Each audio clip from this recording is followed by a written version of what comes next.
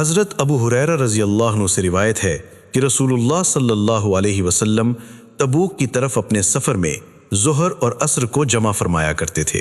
موطا امام مالک، حدیث نمبر 326۔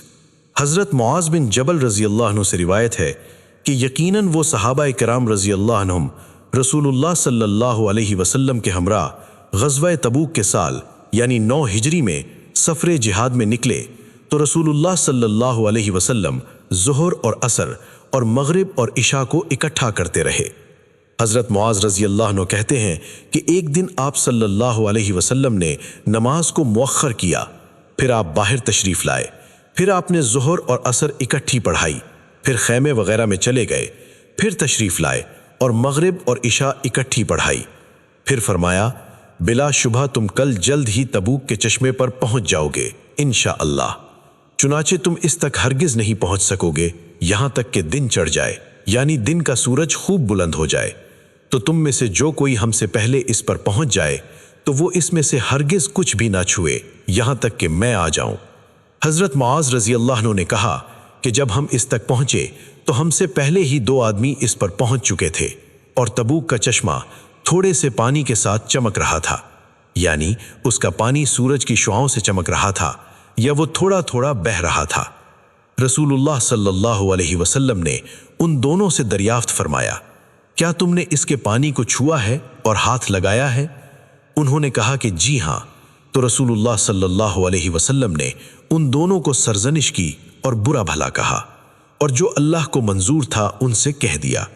پھر لوگوں نے چشمے سے اپنے اپنے ہاتھوں کے ساتھ تھوڑا تھوڑا پانی چلوؤں کی شکل میں نکالا، یہاں تک کہ کچھ پانی کسی چیز یعنی کسی برتن میں جمع ہو گیا۔ پھر رسول اللہ صلی اللہ علیہ وسلم نے اس برتن میں اپنا چہرہ اور ہاتھ مبارک دھوئے، پھر اس پانی کو اس چشمے میں دوبارہ ڈال دیا، چنانچہ وہ چشمہ بہت وافر پانی کے ساتھ بہنے لگا، تو لوگوں نے اس سے اپنی اپنی ضرورت کے مطابق پانی لیا اور پیا اور پلایا اور ذخیرہ کر لیا۔ پھر رسول اللہ صلی اللہ علیہ وسلم نے فرمایا اے معاذ، ممکن ہے کہ اگر تمہاری زندگی لمبی ہوئی تو تم دیکھو گے کہ یہاں کا یہ پانی باغات کو بھرا کرے گا۔ موطا امام مالک، حدیث نمبر 327۔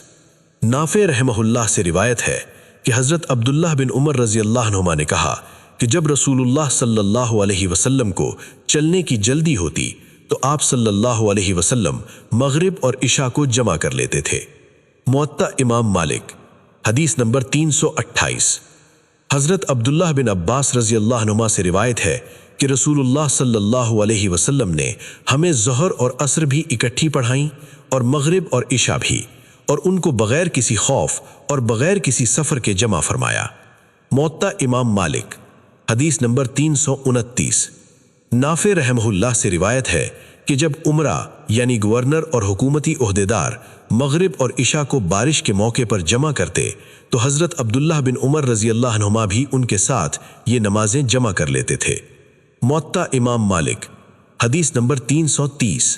ابن شہاب رحمہ اللہ سے روایت ہے کہ انہوں نے سالم بن عبداللہ رضی اللہ عنہ سے سوال کیا کہ کیا سفر میں ظہر و عصر کو جمع کیا جا سکتا ہے؟ تو انہوں نے فرمایا ہاں، اس میں کوئی حرج نہیں۔ کیا تم میدان عرفات میں لوگوں کی نماز کو نہیں دیکھتے کہ وہ ظہر و عصر کو ظہر کے وقت میں جمع کرتے ہیں اور سب مسافر ہوتے ہیں؟ موطا امام مالک، حدیث نمبر 331۔ علی بن حسین رضی اللہ عنہ یعنی حضرت زین العابدین سے روایت ہے کہ رسول اللہ صلی اللہ علیہ وسلم جب سارا دن چلتے رہنے کا ارادہ فرماتے تو ظہر و عصر کو جمع کر کے پڑھتے، اور جب ساری رات چلتے رہنے کا ارادہ فرماتے تو مغرب و عشاء کو جمع کر لیتے۔ موطا امام مالک، حدیث نمبر 332۔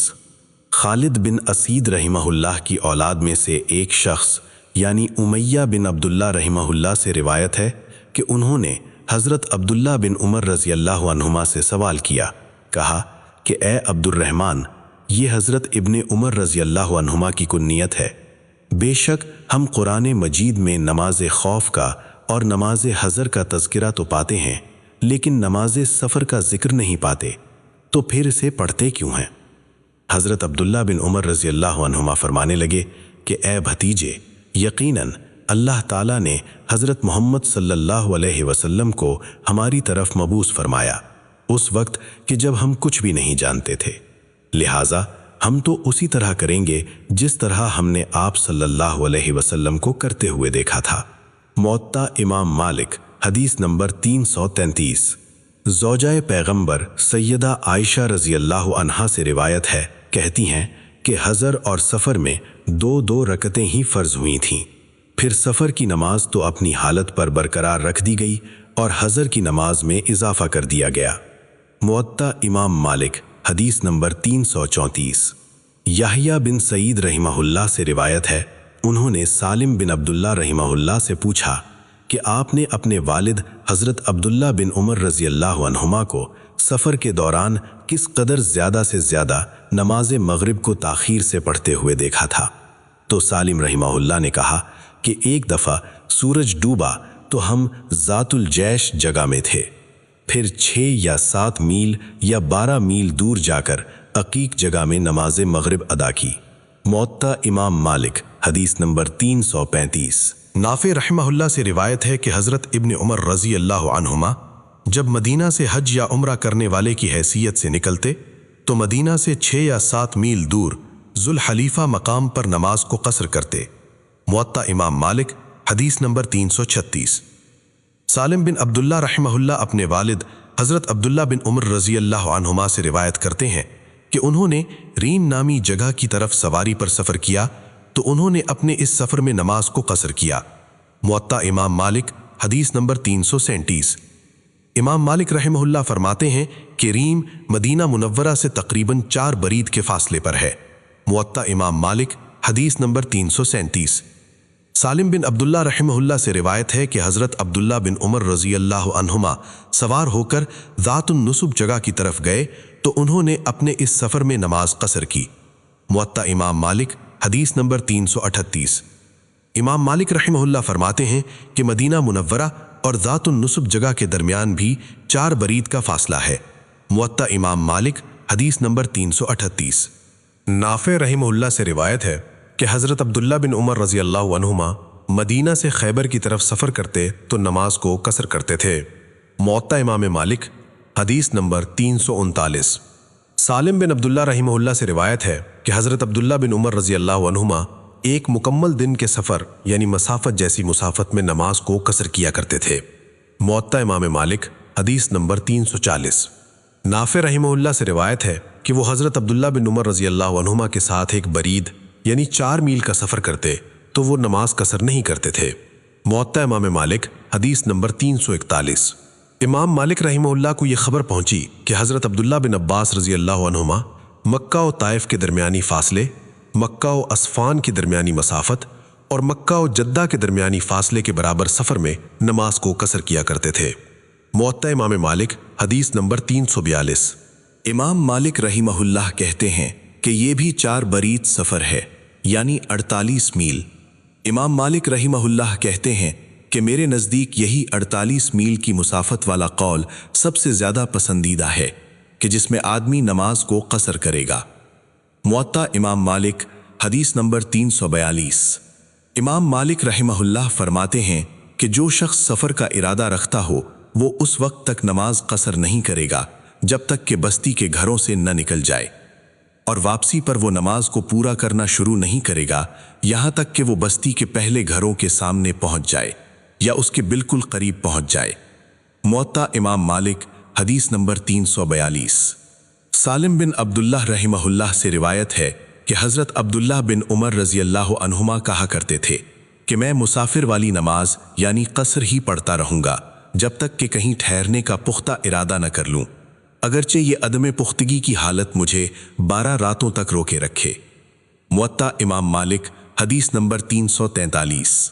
नाफे रहिमहुल्लाह से रिवायत है कि हज़रत अब्दुल्लाह बिन उमर रज़ी अल्लाह अन्हुमा मक्का में 10 रातें ठहरे और वो नमाज कसर करते रहे, इल्ला ये कि वो कोई नमाज मुकीम इमाम के साथ अदा करते तो उसकी नमाज पूरी होने की वजह से उसकी तरह मुकम्मल नमाज अदा करते। मुअत्ता इमाम मालिक, हदीस नंबर 344। अता खुरासानी रहिमहुल्लाह से रिवायत है कि उन्होंने सईद बिन मुसय्यब रहिमहुल्लाह को ये फरमाते हुए सुना کہ جو شخص مسافر ہو اور 4 راتیں ٹھہرنے کا پختہ ارادہ کر لے تو وہ نماز کو پورا کرے گا۔ موطا امام مالک، حدیث نمبر 345۔ امام مالک رحمہ اللہ کہتے ہیں کہ میں نے جو کچھ بھی سنا ہے اس میں سے یہی قول مجھے سب سے زیادہ پسند ہے۔ موطا امام مالک، حدیث نمبر 345۔ امام مالک رحمہ اللہ سے سوال کیا گیا کہ قیدی کس طرح نماز پڑھے، تو انہوں نے فرمایا کہ مقیم کی طرح، یعنی حالت اقامت میں اپنے آپ کو شمار کر لے اور نماز پڑھے، الا یہ کہ وہ واقعتاً سفر میں ہو اور اسے دشمن کہیں منتقل کر رہے ہوں۔ موطا امام مالک، حدیث نمبر 345۔ سالم بن عبداللہ رحمہ اللہ سے روایت ہے، وہ اپنے والد حضرت عبداللہ بن عمر رضی اللہ عنہما سے روایت کرتے ہیں کہ جب حضرت عمر بن خطاب رضی اللہ عنہ مکہ مکرمہ تشریف لاتے تو لوگوں کو 2 رکعتیں پڑھاتے، پھر سلام پھیرتے ہی کہتے کہ اے مکہ والو، اپنی نماز پوری کر لو، کیونکہ ہم تو مسافر لوگ ہیں، اسی لیے ہم نے نماز قصر کی ہے۔ موطا امام مالک، حدیث نمبر 346۔ زید بن اسلم رحمہ اللہ سے روایت ہے کہ ان کے والد اسلم رحمہ اللہ نے بھی حضرت عمر بن خطاب رضی اللہ عنہ سے اسی گزشتہ روایت کی طرح بیان کیا ہے۔ موطا امام مالک، حدیث نمبر 347۔ نافع رحمہ اللہ سے روایت ہے کہ حضرت عبداللہ بن عمر رضی اللہ عنہما منا کے میدان میں امام کے پیچھے تو 4 رکعتیں ہی پڑھتے تھے، اور جب اکیلے کوئی فرض نماز پڑھتے تو 2 رکعتیں نماز قصر پڑھتے تھے۔ موطا امام مالک، حدیث نمبر 348۔ صفوان بن عبداللہ بن صفوان رحمہ اللہ سے روایت ہے، کہتے ہیں کہ حضرت عبداللہ بن عمر رضی اللہ عنہما میرے والد عبداللہ بن صفوان رحمہ اللہ کی تیمارداری کے لیے آئے تو انہوں نے ہمیں 2 رکعتیں پڑھائیں، کیونکہ وہ مسافر کی حیثیت سے امامت کرا رہے تھے۔ پھر انہوں نے سلام پھیر دیا تو ہم نے کھڑے ہو کر نماز پوری کی۔ موطا امام مالک، حدیث نمبر 349۔ حضرت عبداللہ بن عمر رضی اللہ عنہما سے روایت ہے کہ وہ سفر میں فرض نماز کے ساتھ کچھ بھی نفل نہیں پڑھتے تھے، نہ پہلے اور نہ بعد میں، البتہ رات کے درمیان کبھی تو وہ زمین پر رات کی نفلی نماز پڑھتے اور کبھی سواری کے اوپر بھی اسے ادا کر لیتے، خواہ اس کا منہ جدھر بھی ہوتا۔ موطا امام مالک، حدیث نمبر 350۔ امام مالک رحمہ اللہ سے سفر میں نفلی نماز پڑھنے کا سوال کیا گیا تو انہوں نے فرمایا کہ رات میں بھی اور دن میں بھی ایسا کرنے میں کوئی حرج نہیں ہے، اور یقیناً مجھے یہ خبر پہنچی ہے کہ بعض اہل علم ایسا کر لیتے تھے۔ موطا امام مالک، حدیث نمبر 351۔ حضرت عبداللہ بن عمر رضی اللہ عنہما سے روایت ہے، کہتے ہیں کہ میں نے رسول اللہ صلی اللہ علیہ وسلم کو دیکھا کہ آپ صلی اللہ علیہ وسلم گدھے پر سوار نماز پڑھ رہے تھے، اور آپ صلی اللہ علیہ وسلم کا رخ مبارک خیبر کی طرف تھا۔ موطا امام مالک، حدیث نمبر 353۔ حضرت عبداللہ بن عمر رضی اللہ عنہما سے روایت ہے کہ رسول اللہ صلی اللہ علیہ وسلم سفر میں اپنے سواری کے اونٹ پر نماز پڑھتے تھے، خواہ وہ اس کا رخ کسی بھی جانب ہوتا۔ عبداللہ بن دینار رحمہ اللہ کہتے ہیں کہ حضرت عبداللہ بن عمر رضی اللہ عنہما بھی ایسا کر لیتے تھے۔ موطا امام مالک، حدیث نمبر 354۔ یحییٰ بن سعید رحمہ اللہ سے روایت ہے، وہ کہتے ہیں کہ میں نے حضرت انس بن مالک رضی اللہ عنہ کو سفر میں دیکھا کہ وہ ایک گدھے پر نماز پڑھ رہے تھے اور ان کا رخ قبلہ کے علاوہ کسی اور جانب میں تھا۔ وہ اپنا چہرہ کسی چیز پر رکھنے کے بغیر ہی اشارے سے رکوع اور سجدہ کر رہے تھے۔ موطا امام مالک، حدیث نمبر 355۔ حضرت ام ہانی بنت ابی طالب رضی اللہ عنہا سے روایت ہے، کہتی ہیں کہ میں فتح مکہ کے سال مکہ مکرمہ میں میرے گھر میں ایک ہی کپڑے میں اسے اپنے اوپر اوڑھ کر صلاۃ الضحیٰ یعنی چاشت کی 8 رکعتیں پڑھیں۔ موطا امام مالک، حدیث نمبر 356۔ سیدہ ام ہانی بنت ابی طالب رضی اللہ عنہا سے روایت ہے، کہتی ہیں کہ میں فتح مکہ والے سال رسول اللہ صلی اللہ علیہ وسلم کی طرف گئی تو میں نے رسول اللہ صلی اللہ علیہ وسلم کو اس حال میں پایا کہ آپ غسل فرما رہے تھے اور آپ کی بیٹی سیدہ فاطمہ رضی اللہ عنہا ایک کپڑے کے ساتھ آپ کا پردہ کیے ہوئے تھیں۔ حضرت ام ہانی رضی اللہ عنہا کہتی ہیں کہ میں نے آپ صلی اللہ علیہ وسلم کو سلام کہا تو آپ نے دریافت فرمایا کہ یہ عورت کون ہے؟ میں نے کہا کہ ابو طالب کی بیٹی ام ہانی ہوں۔ آپ صلی اللہ علیہ وسلم نے فرمایا، ام ہانی کو مرحبا، خوش آمدید۔ پھر جب آپ صلی اللہ علیہ وسلم غسل سے فارغ ہوئے تو کھڑے ہو گئے اور ایک ہی کپڑے میں اسے اپنے اوپر لپیٹ کر 8 رکعتیں ادا کیں، پھر سلام پھیر کر پھرے اور فارغ ہو گئے تو میں نے عرض کیا، اے اللہ کے رسول، میری ماں کے بیٹے یعنی میرے بھائی حضرت علی رضی اللہ عنہ نے تو ارادہ کر رکھا ہے کہ وہ ایک ایسے شخص کو قتل کر دے گا جسے میں نے پناہ دے رکھی ہے، اور وہ فلاں بن حبیرہ ہے۔ تو رسول اللہ صلی اللہ علیہ وسلم نے فرمایا، اے ام ہانی، جسے تو نے پناہ دی اسے یقیناً ہم نے بھی پناہ دے دی۔ سیدہ ام ہانی رضی اللہ عنہا کہتی ہیں کہ یہ سب کچھ چاشت کے وقت ہوا تھا۔ موطا امام مالک، حدیث نمبر 357۔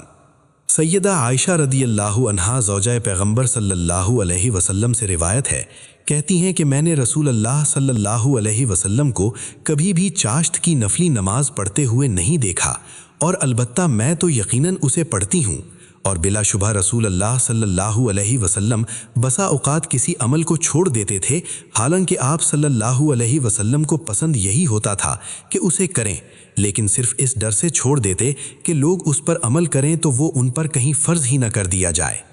موطا امام مالک، حدیث نمبر 358۔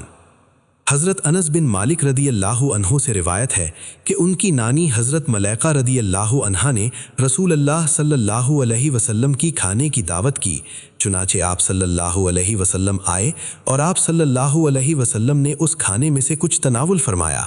پھر آپ صلی اللہ علیہ وسلم نے فرمایا، کھڑے ہو جاؤ تاکہ میں تمہیں نفلی نماز پڑھاؤں۔ حضرت انس رضی اللہ عنہ کہتے ہیں کہ میں اپنی ایک چٹائی یعنی کھجور وغیرہ کے پتوں سے بنی ہوئی بوری کی طرف اٹھا، جو کہ لمبا عرصہ استعمال ہونے کی وجہ سے سیاہ ہو چکی تھی۔ میں نے اس پر پانی چھڑکا تاکہ وہ نرم ہو جائے اور اسے بچھا دیا، تو آپ صلی اللہ علیہ وسلم اس پر کھڑے ہوئے اور میں نے اور ایک یتیم بچے نے آپ کے پیچھے صف بنا لی، اور بوڑھی اماں جان یعنی نانی صاحبہ ہمارے پیچھے اکیلی کھڑی ہو گئیں۔ چنانچہ آپ صلی اللہ علیہ وسلم نے ہمیں 2 رکعتیں پڑھائیں، پھر آپ صلی اللہ علیہ وسلم تشریف لے گئے۔ موطا امام مالک، حدیث نمبر 360۔